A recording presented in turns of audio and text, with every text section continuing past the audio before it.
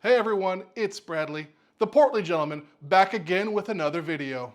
Today's video is going to be all about Kegland's Low Volume CIP rotor, something like that. It's this guy right here. It's super cool to see something that's been kind of, we'll say, repurposed from one industry or one kind of life to another. So we're going to jump right in. I'm going to go over all of its features. I'm going to show you actually using it for CIP, because that is important. How does this thing actually clean? It has a lot of other uses that I'll cover in future videos. Full disclosure, I actually bought this with my own money from my friends at Morebeer.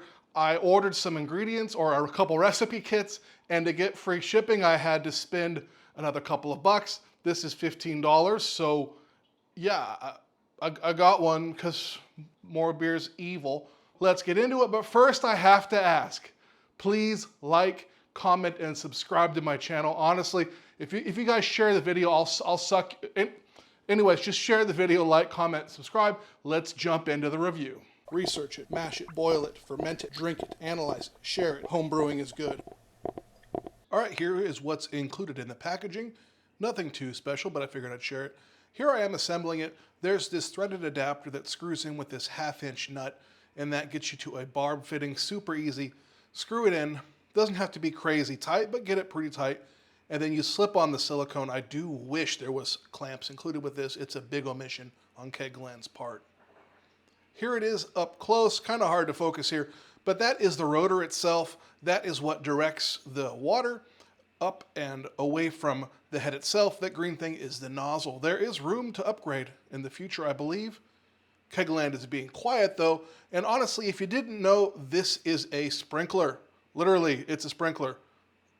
Really ingenious to use one for CIP, but it's a sprinkler with a custom bespoke rotor. So first I'm going to show it with a clean kettle, cold water, so I could film through it without fogging stuff up. And you can see me kick it on right now. Initially this may happen, it may stick. You just got to kind of tap it. A little jiggle. Remember, if you shake it more than twice, you're playing with it, and you better believe I'm playing with it. So there it is, spinning now, full power. And it bounces around and oscillates. This randomness does allegedly help with the actual cleaning. A lot of the cleaning is going to depend on the cleaning solution you're using, temperature and concentration, etc. But it is satisfying. It does work. So just a little tap. You can see me tapping it here, and it will start to oscillate and bounce around and do its thing, CIP. Now on mine, I have had issue with the glass lid sealing. Here we are bouncing it real quick. That's how it is. I'm using the Pro Steam lid because I think it's just better. I get a better seal. The glass lid isn't designed for it. I suspect a future version will have a better designed lid that will allow people to better use this device. As it is, if you don't like the PBW mess, the Pro lid here is really the only way to go, in my opinion. Nice and clean. And this is the inside of my kettle. We're now moving where I'm actually, this is about 3 or 4 ounces of hops, not too much. I love the false bottom. The Brewzilla review will be produced eminently, I assure you. If you want to see that, comment, let me know what you want to see. Anything in particular, I'm happy to show it in my fair and unbiased manner. So there's that false bottom. Now we're left with the vessel itself, and here I always hose out my stuff. You know, you're foolish not to if you have access to a hose. I'm set up for it. The center drain makes it super easy, so I hose it out a few times. I don't really wipe down or scrub anything mechanically. I really want this thing to kind of show you what it's all about and what it's doing. And here we are waiting for it to drain. So after one more quick little spray down, we are left with a relatively somewhat clean kettle. It's not perfectly clean. The bottom there is a little bit scuzzy where the elements are, but all that stuff you'll see, it comes off really easy. But this is more or less my standard procedure with any system. If I can hose it out, I always do. Why not use water pressure? So it's time to throw on that Pro Steam lid, which is a really, really nice piece. The way it clamps, really convenient for distillation and other things. And here I am just dropping in the CIP rotor and attaching it to the recirculation arm. Key does suggest using the stainless steel flex arm. I don't have one. I'd love to try one out. And I kick it on. Now, one of the things I mentioned was, you know, I wish clamps were included. It's a huge omission not to. I'm not sure why they aren't. Maybe they didn't think it would be super popular.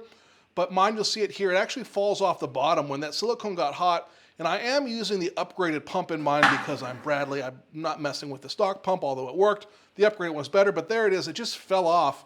So I had to replace it, put a couple clamps on it.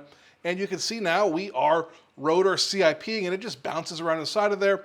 It gets a nice, good motion. I only honestly ran this for like less than 10 minutes. I was pretty impatient at this point. I've used it a few times, and I just needed to get some video just to show you what this thing is all about. So here we are, probably 8 minutes, I think, total CIP time. Water around 150 degrees, which for PBW, which I was using, I believe is the ideal recommended temperature. I was also running at recommended rates with the PBW. The Brewzilla doesn't get a ton of love here on YouTube, but man, this is one of my favorite systems.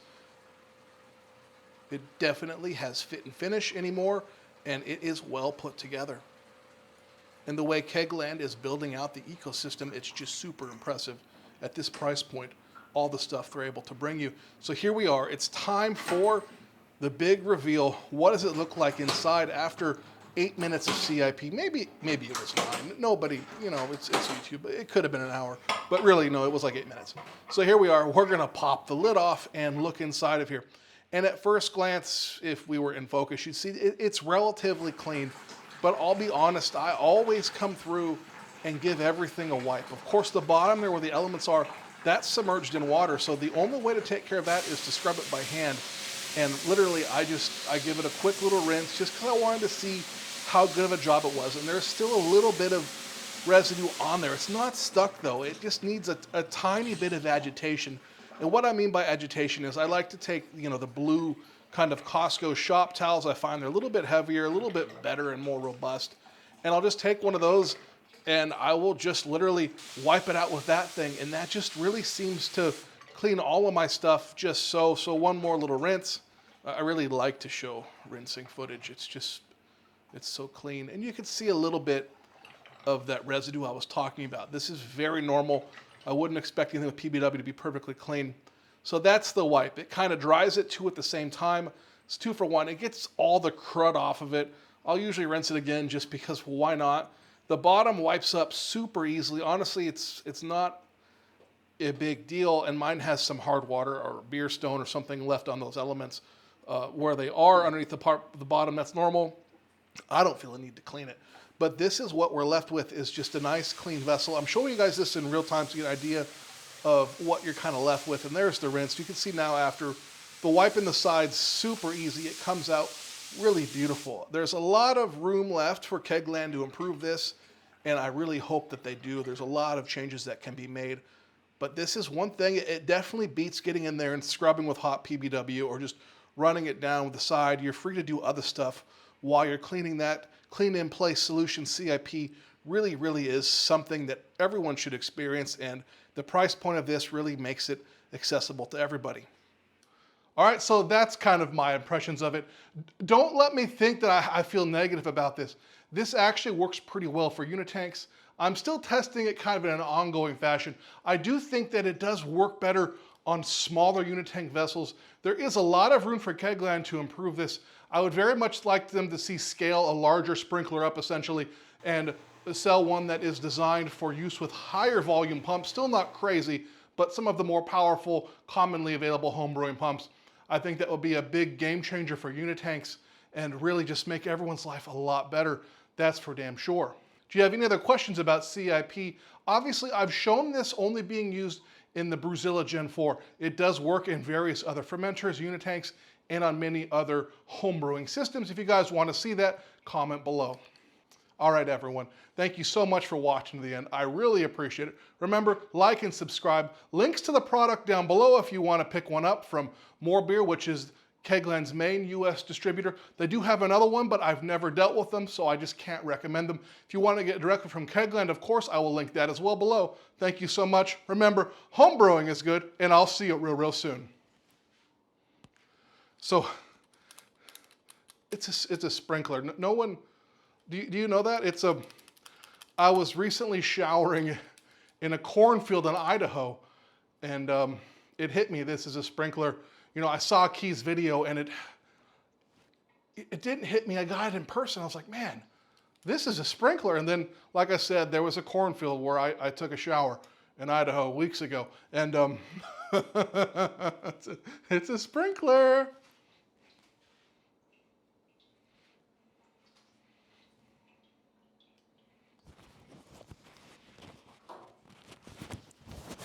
Hey Google, turn off video lights. I'm gonna go over my experience, I'm gonna go over things, okay? Just, son of a bitch.